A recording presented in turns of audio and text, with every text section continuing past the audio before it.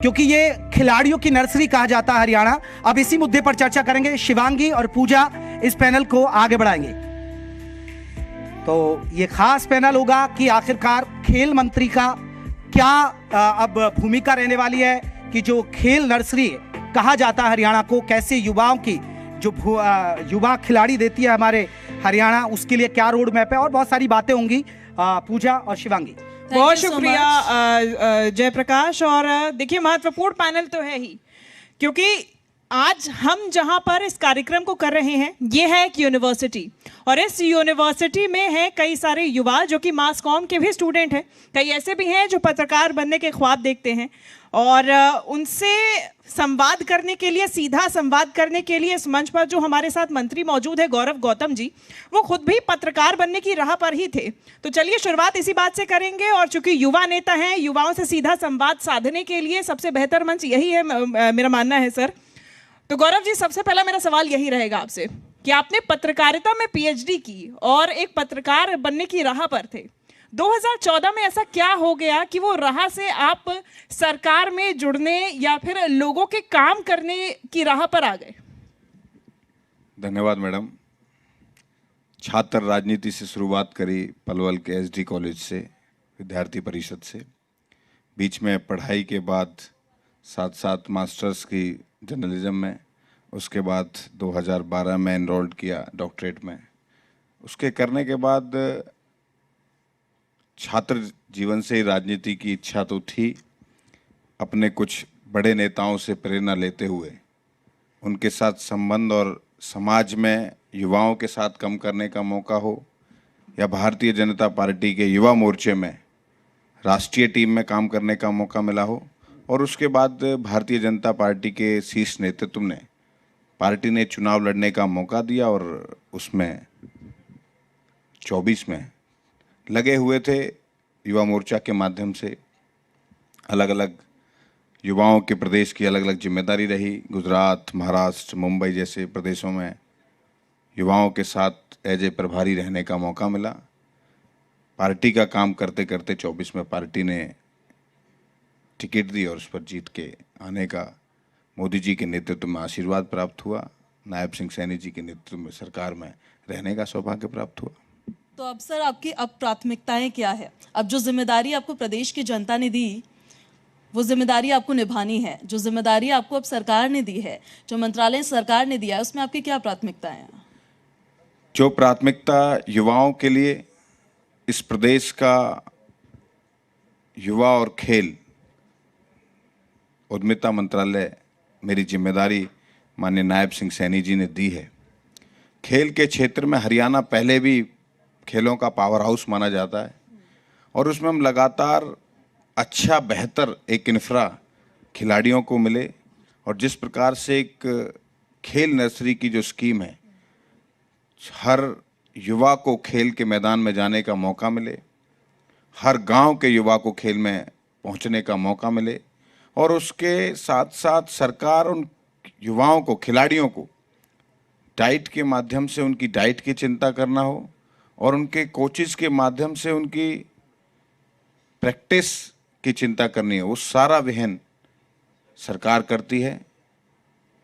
हमारा खिलाड़ी स्वस्थ रहे, और कोई इंजरी कभी खिलाड़ी को खेलते खेलते हो जाए, और हमारी सरकार उस इंजरी के लिए भी 20 लाख तक का उनको मुफ्त इलाज कैसे हो, क्योंकि दोबारा हमारा खिलाड़ी ऊपर आए, मजबूती से फिर मैदान में आए। और आने वाले समय में जिस ओलंपिक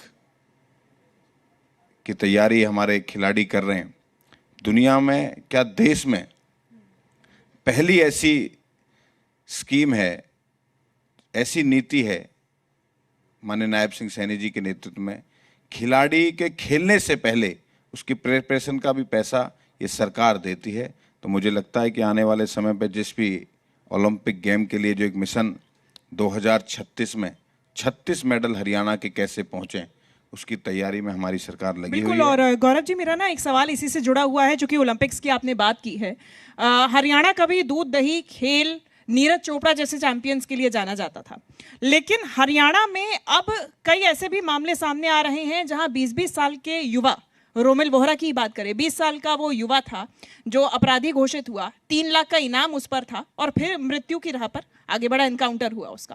तो ऐसे भी मामले अब हरियाणा में कई सामने आ रहे हैं। विपक्ष तो एक तरफ सवाल कर ही रहा है, लेकिन दूसरी तरफ बात की जाए आपके विभाग की, तो किस तरीके से इन युवाओं को नशे की ओर, इन अपराधों की ओर, इस रास्ते पर जाने से रोकने के लिए क्या ठोस कदम आपके विभाग ने उठाए हैं या फिर उठाने का प्रयास कर रहे हैं? क्या रणनीति आपकी तरफ से इन युवाओं को सही मार्गदर्शन दिखाने के लिए?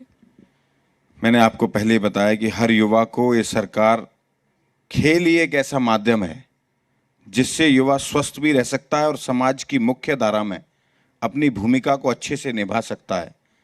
तो हमने खेल को बढ़ाने के लिए, मैं आपको बड़े इस मंच के माध्यम से बड़ी जिम्मेदारी के साथ कह रहा हूँ कि कांग्रेस की सरकार 2004 से और 14 तक रही, 10 साल के कार्यकाल में सिर्फ 38 करोड़ रुपए वो खेल पे खर्च कर पाए।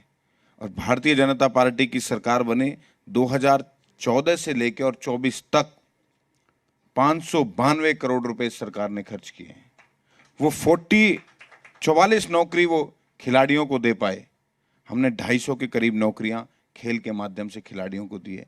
हमारी सरकार लगातार युवाओं को प्रोत्साहित करने के लिए ना नौकरी की कोई कमी छोड़ रही है, ना उनको प्रोत्साहन राशि के लिए कोई कमी छोड़ रही है। मैं तो आपके मंच के माध्यम से युवाओं को आह्वान करूंगा, खेल के क्षेत्र में आगे आइए और हरियाणा जिस प्रकार से देश और दुनिया में खेल के माध्यम से जाना जाता है, उसमें अपनी अग्रिम भूमिका निभाते हुए आगे बढ़िए। एक छोटा सा सवाल मेरा ये है, प्रदेश सरकार की तरफ से मैराथन, साइक्लोथॉन हर रविवार को सुबह इसका आयोजन किया जाता है। कोशिश ये रहती है कि युवा ज़्यादा से ज़्यादा इससे जुड़े, और जैसा जिक्र अभी मेरी सहयोगी ने भी किया था कि नशे से दूर रखने के लिए फिजिकल एक्टिविटीज़ जितनी ज़्यादा करेंगे उतना ज़्यादा वो उससे दूर जाएंगे। आपको कितना वो सफल होता हुआ नज़र आ रहा है? नहीं, बिल्कुल अच्छा सफल हो रहा है। युवा एक प्रेरणा का केंद्र, हमारे साइक्लोथॉन हो या मैराथन हो, आप प्रदेश के किसी कोने में जाइए, जहाँ भी इस प्रकार के कार्यक्रम हमारा मंत्रालय या युवा ऑर्गेनाइज करते हैं, तो बहुत बड़ी संख्या में युवा उसमें हिस्सा लेते हैं। और वो, मुझे लगता है, जो नायब सिंह सैनी जी का सपना है, नशा मुक्त हरियाणा, ड्रग्स फ्री हरियाणा, उसकी तरफ युवा हमें मदद भी कर रहा है और आगे भी बढ़ रहा है। बिल्कुल। और दूसरी तरफ एक सवाल मेरा ये रहेगा गौरव जी, कि बात की जाती है राष्ट्रीय अंतर्राष्ट्रीय स्तर तक इन एथलीट्स को पहुंचाने की खेल के माध्यम से, लेकिन हरियाणा में कई ऐसे युवा हैं जो खेल से जुड़ तो जाते हैं लेकिन राष्ट्रीय या अंतर्राष्ट्रीय स्तर तक नहीं पहुंच पाते हैं और मुख्य धारा से जुड़ने की कोशिश भी करते हैं, लेकिन समर्थन की कई बारी कमी देखी जाती है। कैसे आपका विभाग उन्हें समर्थन देने का काम कर रहा है? नहीं, हमारे यहाँ ग्रामीण क्षेत्रों में। गौरव जी, मैंने आपको पहले ही भी बताया, मैं दोबारा इस बात को रिपीट कर रहा हूँ, हमारी सरकार ने 2000 से के करीब नर्सरियाँ, मतलब टोटल गांव में पूरा हरियाणा प्रदेश में 6000 गांव हैं और 2000 नर्सरियाँ अभी दे चुके हैं। टोटल हमारा टारगेट 3000 का, मतलब एक गांव, 2 गांव में एक खेल नर्सरी होगी।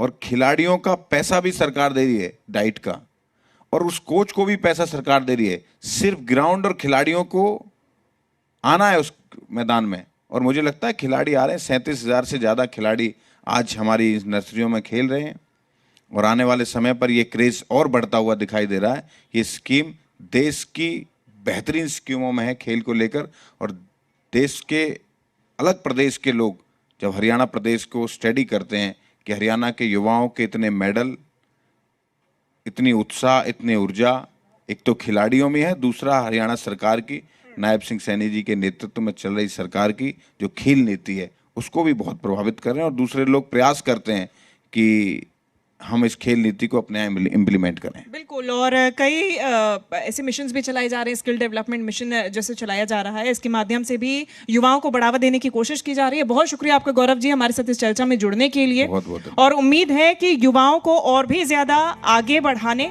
और सफल बनाने के लिए लगातार प्रयास किए जाते रहेंगे। मैं चाहूंगी थोड़ी देर आप और मंच पर बने रहें। मैं चाहूंगी कि जी दिल्ली एनसीआर हरियाणा के एडिटर विनोद लांबा सर मंच पर आए, गौरव गौतम जी को सम्मानित करेंगे। बड़ी ही बेबाकी से उन्होंने जवाब दिया है किस तरीके से हरियाणा सरकार युवाओं के लिए काम कर रही है, इसके बारे में जानकारी दी है। खेल कितना महत्वपूर्ण है हरियाणा में, इसकी तस्वीरें हम कई बारी देखते हैं, लेकिन उस ओर काम करने का जो प्रयास है वो हरियाणा सरकार में, नायब सरकार में गौरव गौतम जी करते हुए नजर आए हैं। बहुत शुक्रिया सर इस मंच पर हमारे साथ जुड़ने के लिए।